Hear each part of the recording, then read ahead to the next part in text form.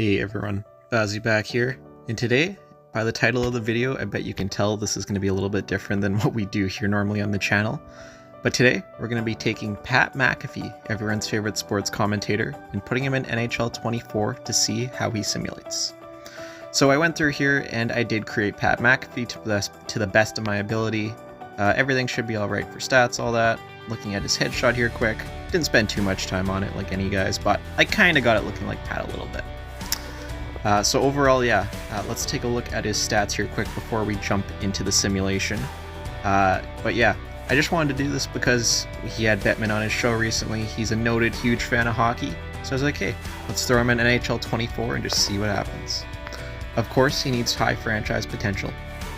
Body checking maxed all the way out, because why not? Passing puck control, not great. He's definitely going to be more of a shooter. He's going to have good power on it, but he's going to have zero accuracy, which I bet is pretty accurate.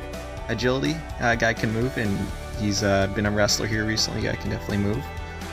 Good balance on him, why not?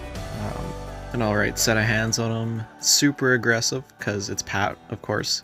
Poise, I should actually probably get that up a bit more, him being the punter for the Colts. Definitely have that up. Definitely more of an offensive player. I'll skew those stats a bit higher there. Obviously no discipline, and a 99 fighting skill. So that's going to be what Pat McAfee looks like here. Let's throw him on the Pittsburgh Penguins and see what happens. So the reason I decided to put McAfee on Pittsburgh is because it is noted that it is his favorite team, and for this simulation we're going to be putting him with Malkin and Crosby. We need to give him the best chance of success here, and I don't think there's any better way than putting him with those two players.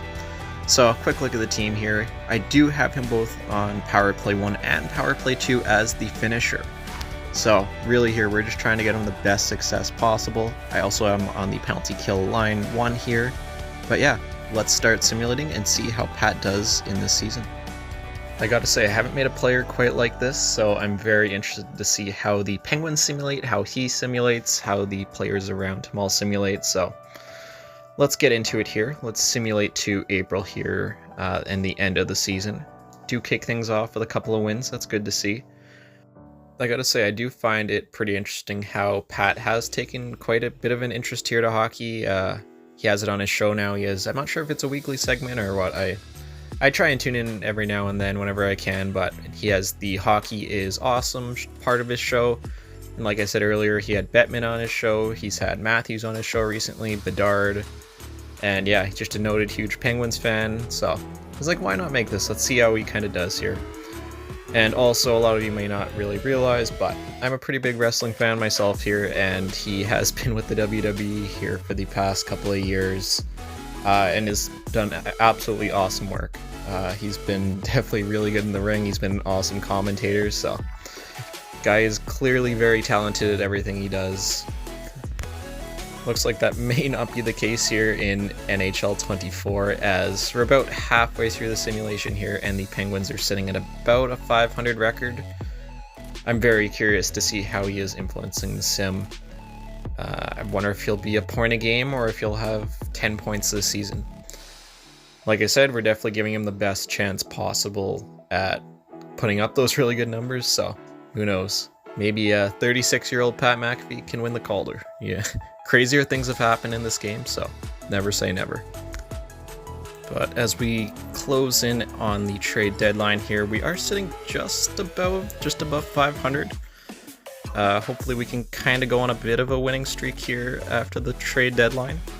I know a lot of the time that's not really the case with this game, and it's almost always the opposite, but let's see if we can make a little bit of a run and get our team into the playoffs here. Not too sure where we're sitting here in the standings.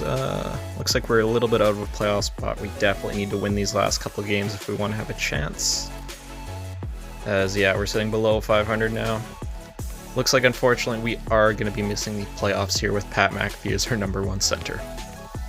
But let's go take a look at the team stats. Let's go see how everyone performed, and let's go see how many points Pat put up here in his rookie season. Let's see. Sort this by forwards. So Pat actually did not too bad. 16 goals, 39 assists for 55 points. That's not too bad. That's a lot better than I thought, to be honest. I definitely thought I set him more of a sniper, but he was a lot more of a playmaker, apparently. He had 256 penalty minutes, which is absolutely insane. I actually got to go and check the rest of the league here and see if he led the league in penalty minutes. Penalty minutes... And he actually did things you absolutely love to see. And just in closing, let's take a look at the playoff tree and awards here. So the Boston Bruins did win the Stanley Cup here, beating the Dallas Stars here in 7 games. And let's see if Pat took home any awards. I doubt it, but let's take a look here and see. So McDavid got quite a bit. Bedard does win the Calder, as expected. Unfortunately, I don't see Pat winning any awards here in this season. But I think that's going to do it for today's video. Definitely let me know if there's anyone else you want me to do this type of video with. But until then, I'll see you all in the next one.